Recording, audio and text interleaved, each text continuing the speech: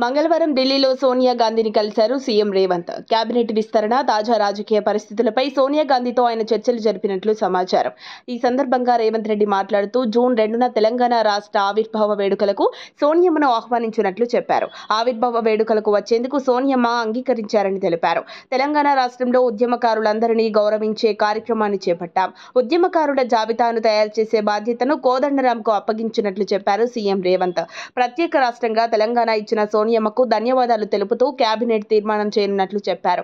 దేశంలో ఎన్నికలు వచ్చినప్పుడల్లా మోదీకి పాకిస్తాన్ గుర్తొస్తుందన్నారు సీఎం రేవంత్. కాంగ్రెస్, బీజేపీ ఇచ్చిన హామీలపై ప్రశ్నిస్తుంటే నరేంద్ర మోదీకి పాకిస్తాన్ గుర్తొస్తుందని ఫైర్ అయ్యారు. ప్రధాని నరేంద్ర మోదీ తన 10 ఏళ్ల పరిపాలనా ప్రోగ్రెస్ రిపోర్టు దేశ ప్రజలు అందరికీ చూపించాలని డిమాండ్ చేశారు. లోక్సభ ఎన్నికల్లో ఇండియా కూటమి ఘన విజయం సాధిస్తోంది అన్నారు. మోదీకి ఏదో తేడా కొడుతోందని, అందుకే కాంగ్రెస్ పై విమర్శలు చేస్తున్నాడని ఎద్దేవా చేశారు. జూన్ 9న ఎర్రకోటపై కాంగ్రెస్ పార్టీ జెండా రెపరెపలాడుతుందని ధీమా వ్యక్తం చేశారు. కేంద్రంలో కాంగ్రెస్ ప్రభుత్వం ఏర్పాటు చేయబోతుందన్నారు.